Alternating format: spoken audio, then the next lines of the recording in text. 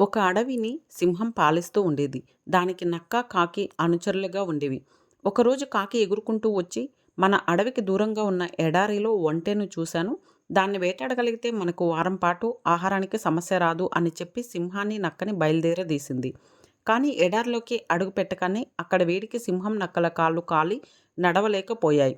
దాంతో కాకి ఒంటె దగ్గరకెళ్ళి, మిత్రమా, నువ్వు మా రాజు సింహాన్ని, మంత్రి నక్కని అడవిలో దించగలవా అని అడిగింది. ఒప్పుకున్న ఒంటె సింహాన్ని, నక్కని మోసుకుంటూ వాళ్ళ స్థావరానికి తెచ్చింది. దాని మంచితనం సింహానికి బాగా నచ్చి, మిత్రమా, నువ్వు కూడా మాతో పాటు ఇక్కడే ఉండు అంది ఒంటెతో. సింహం ఉన్నపళంగా తీసుకున్న ఈ నిర్ణయం నక్కకి, కాకికి బొత్తిగా నచ్చలేదు. అవి ఒక ఉపాయం పన్నాయి. మహారాజా, కాళ్ళు కాలడం వల్ల మీరు ఇప్పట్లో వేటాడలేరు. మీరు ఆకలితో ఉండటం మేం చూడలేం. కాబట్టి మమ్మల్ని తినండి అన్నాయి. అది విన్న ఒంటె, వాళ్ళని వదిలే రాజా, నన్ను చంపితే మీ ముగ్గురికి వారం పాటు ఆహారం కాగలను అంటూ ముందుకొచ్చింది. నక్క, కాకి ఆ మాట కోసమే ఇలా నాటకమాడాయని సింహానికి అర్థమైపోయింది.